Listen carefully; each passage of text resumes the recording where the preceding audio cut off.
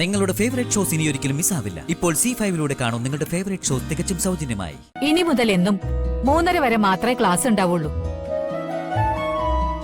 3:30 മുതൽ 4:30 വരെ പഠനത്തിൽ പിന്നോക്കം നിൽക്കുന്ന വിദ്യാർത്ഥികൾക്ക് വേണ്ടി സ്പെഷ്യൽ ക്ലാസ് ഏർപ്പെടുത്താൻ പോവാ. ഈ നടത്തുന്ന സ്പെഷ്യൽ ക്ലാസ് കാരണം എല്ലാ കുട്ടികൾക്കും നല്ല വിദ്യാഭ്യാസം ലഭിക്കും. എല്ലാ കുട്ടികൾക്കും നല്ല വിദ്യാഭ്യാസം ലഭിക്കണമെന്നുള്ളതാണ് നമ്മുടെ ലക്ഷ്യം. നീ നാട്ടിൽ നിന്ന് ഈ സിറ്റിയിലോട്ട് കാലെടുത്ത് വെച്ചതല്ലേ ഉള്ളൂ. അതിനു മുൻപ് ഇവന് വേണ്ടി ശുപാർശ ചെയ്യാനുള്ള ബന്ധങ്ങളൊക്കെ നീ ഉണ്ടാക്കിയോ? ഇത് ഇവിടെ വന്ന് ഉണ്ടാക്കിയെടുത്ത ബന്ധമൊന്നും അല്ല. ആണ് മറ്റാരുമല്ല, ഋഷി സാറാ. ഇന്ന് ഞാനൊരു റെസ്റ്റോറന്റിൽ വെച്ച് ആക്സിഡന്റലി ഋഷി സാറിനെ കണ്ടിരുന്നു. ചേട്ടന്റെ ജോലിക്കാര്യം ഋഷി സാറിനോട് സംസാരിച്ചപ്പോ ആള് ഓക്കെയാ. ചേട്ടന്റെ ക്വാളിഫിക്കേഷൻസും മറ്റു ഡീറ്റെയിൽസും ഒക്കെ അയച്ചു കൊടുക്കാനാ പറഞ്ഞിരിക്കുന്നത്. ഋഷി നിന്റെ കമ്പനിക്ക് വേണ്ടി സ്ഥലക്കച്ചവടം നടത്തിയ ആളല്ലേ? അതെ ചേച്ചി, ആ ആള് തന്നെയാ.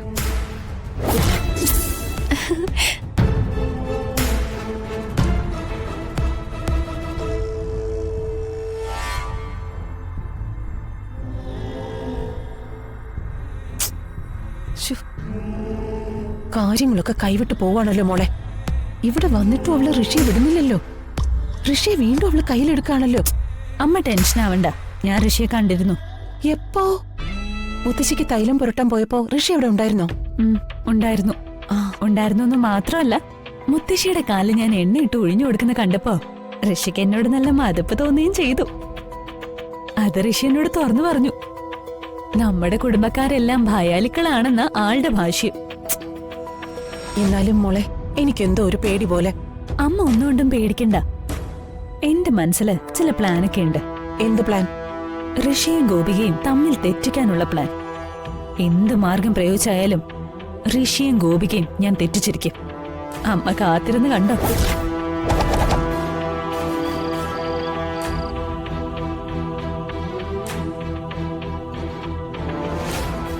ഞാനൊരു കാര്യം ചോദിച്ചാ ഗോപിക സത്യം പറയണം. ആ ഋഷി എന്തിനാ നിനക്ക് വേണ്ടി ഹെൽപ്പൊക്കെ ചെയ്യുന്നേ? നീ അനീഷേട്ടന്റെ കാര്യം പറഞ്ഞപ്പോ ഉടനെ എന്തിനാ അയാൾ അനീഷേട്ടന് ജോലി കൊടുക്കാന്ന് സമ്മതിച്ചത്? അതിന് മാത്രം നിങ്ങൾ തമ്മിൽ എന്താ ബന്ധം? ഓ, ഇതായിരുന്നോ കാര്യം? ഞാൻ കരുതി എന്തോ തല പോകുന്ന വിഷയമായിരിക്കും. നീ ഞാൻ ചോദിച്ചതിന് മറുപടി പറയേ. നിനക്ക് ഇത്രയൊക്കെ ഫേവർ ചെയ്യാൻ വേണ്ടി നിങ്ങൾ തമ്മിൽ എന്താ ബന്ധമെന്ന്? എന്റെ പൊന്നു ചേച്ചി, ചേച്ചി എന്നെ ഇങ്ങനെയാണോ മനസ്സിലാക്കി വെച്ചിരിക്കുന്നത്? ദേ, ഞാൻ തുറന്നു പറഞ്ഞേക്കാം, ഞങ്ങൾ തമ്മിൽ ചേച്ചി കരുതുന്ന പോലെ യാതൊരു ബന്ധവുമില്ല. പിന്നെ അയാൾ ഈ ചെയ്യുന്ന സഹായം, അതിന്റെ അർത്ഥം എന്താ മോളെ? ചേച്ചി, അതിനൊരു കാരണമുണ്ട്. ഞാനൊരു വലിയ ബിസിനസ് അല്ലേ ഋഷി സാറിന് വേണ്ടി സെറ്റപ്പ് ചെയ്ത് കൊടുത്തത്. അപ്പോ അതിന്റെ ഒരു സന്തോഷത്തിന് അയാൾ എനിക്കൊരു തുക കമ്മീഷനായിട്ട് ഓഫർ ചെയ്തു. പക്ഷേ ഞാൻ ആ പണം സ്നേഹപൂർവ്വം നിരസിച്ചു. പക്ഷെ ഞാനത് നിരസിച്ചതില്ലേ ഋഷിക്ക് എന്തോ ഒരു വല്ലായ്മ. എനിക്ക് വേണ്ടി എന്തെങ്കിലും ഒന്ന് ചെയ്താലേ അയാൾക്ക് സമാധാനാവോ അത്ര. അപ്പൊ അന്നേരമാണ് എനിക്ക് അനീഷേട്ടന്റെ ജോലിക്കാരി ഓർമ്മ വന്നത്. പിന്നെ ഒന്നും നോക്കിയില്ല, അപ്പൊ തന്നെ ഞാൻ ചോദിച്ചു അനീഷേട്ടന് ഒരു ജോലി കൊടുക്കാൻ പറ്റുമോന്ന്. ചോദിച്ചപ്പോ തന്നെ ഋഷി സാർ ഹാപ്പിയാ. ഉടനെ തന്നെ അനീഷേട്ടന്റെ ബയോഡേറ്റയും മറ്റും അയച്ചു കൊടുക്കാൻ പറഞ്ഞു. അതാ നടന്നത്. അല്ലാതെ ഞങ്ങൾ തമ്മിൽ പ്രത്യേകിച്ച് വേറെ ബന്ധമൊന്നുമില്ല. ഉറപ്പാണല്ലോ അല്ലേ? ചേച്ചിക്ക് ഇപ്പോഴും സംശയം മാറിയില്ലേ? മോളെ, നിന്നെ എന്റെ കയ്യിൽ ഏൽപ്പിച്ചിട്ടാ അമ്മ ഗൾഫിലേക്ക് പോകുന്നത്. അതുകൊണ്ട് തന്നെ എനിക്കിപ്പോ നിന്റെ ചേച്ചിയുടെ സ്ഥാനം മാത്രമല്ല, അമ്മയുടെ സ്ഥാനം കൂടിയുണ്ട്. അതാ ഞാനിങ്ങനെ ഓരോന്നായി എടുത്ത് ചോദിക്കുന്നത്. എനിക്കൊന്നേ പറയാനുള്ളൂ, അമ്മ നാട്ടിൽ വരുമ്പോ അമ്മയുടെ മുൻപിൽ ഉത്തരവില്ലാതെ നിൽക്കാനുള്ളൊരവസ്ഥ നീ ഈ ചേച്ചിക്ക് ഉണ്ടാക്കരുത്.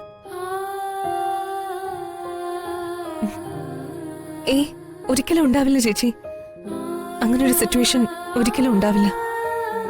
ഞാൻ കാരണം ചേച്ചിക്ക് ഒരിക്കലും അമ്മയുടെ മുന്നിൽ ഉത്തരവില്ലാതെ നിൽക്കേണ്ട ഗതി വരില്ല. ഞാനായിട്ട് ചേച്ചിക്കോ ഈ കുടുംബത്തിനോ യാതൊരു തരത്തിലുള്ള നാണക്കേടോ പ്രശ്നങ്ങളോ ഒന്നും ഉണ്ടാക്കില്ല.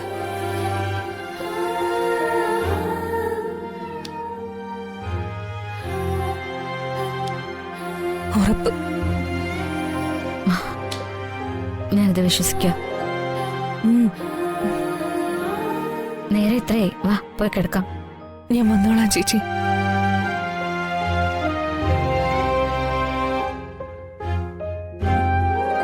ചേച്ചിയോട് സത്യങ്ങൾ തുറന്നു പറയാത്തത് മോശമായിപ്പോയി. സന്ദർഭം ഒത്തുവരട്ടെ. എല്ലാ കാര്യങ്ങളും ചേച്ചിയോട് മറച്ചു വെക്കാതെ പറയണം.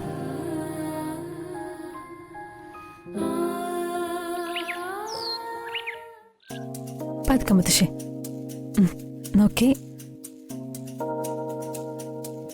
മോളെ ഒന്ന് പിടിവിട്ടെ, ഞാനൊന്ന് നടന്നു നോക്കട്ടെ. അത് വേണോ മുത്തശ്ശി? നീ ഒന്ന് കൈവിട്, ഞാനൊന്ന് നോക്കട്ടെ. വേണോ? വേണം. മുത്തശ്ശി നോക്കി സൂക്ഷിച്ചേ, സൂക്ഷിച്ച്.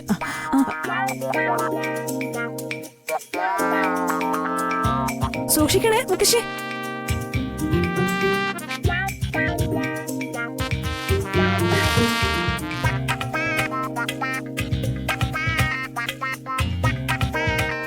ഗോപിക ഒരു സെക്കൻഡ്.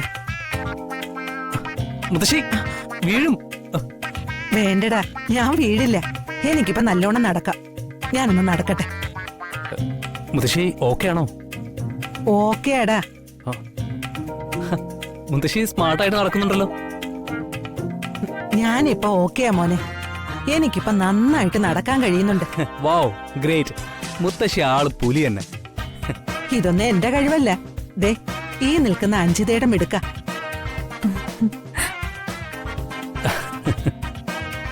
നീ മിടുക്കിയടി മോളെ. ഒന്ന് പിച്ച വെക്കാൻ പോലും കഴിയാതിരുന്ന എന്നെ തൈലവും കുഴമ്പും പുരട്ടി നീ നടത്തിച്ചല്ലോ. ഇതൊക്കെ ഈശ്വരാനുഗ്രഹം മുത്തശ്ശി. അതുണ്ട്. എന്നാലും നിന്റെ പ്രയത്നത്തെ അഭിനന്ദിക്കാതിരിക്കാൻ വയ്യ. കൺഗ്രാറ്റുലേഷൻ സഞ്ജിത. Thank you. മുത്തശ്ശി എന്താ പറ്റി മുത്തശ്ശി? കുറച്ച് കിടക്കട്ടെ. ഇരിക്ക പതുക്കെ. വാ പിടിക്കാം. പതുക്കെ. മുത്തശ്ശി ഓക്കെ അല്ലേ? മുത്തശ്ശി കുഴപ്പമില്ലല്ലോ. ഹലോ ഹലോ ഋഷി സാർ. ഹലോ ഹലോ ഋഷി സാർ. ഋഷി സാർ എവിടെ പോയി? ഹലോ ഹലോ ഹലോ ഋഷി സാർ.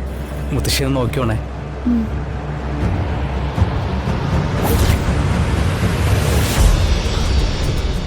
സോറി, ഞാൻ ഇവിടെ തന്നെ ഉണ്ട് ഗോപിക. താ ഒരു കാര്യം ചെയ്യ്, നമ്മൾ സ്ഥിരം കാണാറുള്ള കൂൺസ് കഫേ അല്ലേ, അങ്ങോട്ട് വാ. നമുക്ക് അവിടെ വെച്ച് മീറ്റ് ചെയ്യാം. ഞാൻ വരാം. ഓക്കെ ശരി.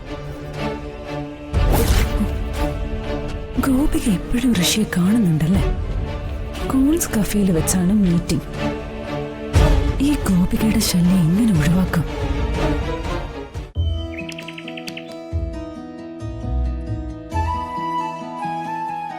ഇനി മുതൽ എന്നും 3:30 വരെ മാത്രമേ ക്ലാസ് ഉണ്ടാവുള്ളൂ.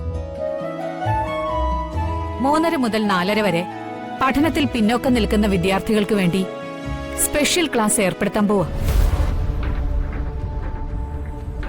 ഈ നടത്തുന്ന സ്പെഷ്യൽ ക്ലാസ് കാരണം എല്ലാ കുട്ടികൾക്കും നല്ല വിദ്യാഭ്യാസം ലഭിക്കും. എല്ലാ കുട്ടികൾക്കും നല്ല വിദ്യാഭ്യാസം ലഭിക്കണമെന്നുള്ളതാണ് നമ്മുടെ ലക്ഷ്യം. ഡൗൺലോഡ് ചെയ്യൂ C5 ആപ്പ്. കാണൂ എല്ലാ എപ്പിസോഡുകളും സൗജന്യമായി.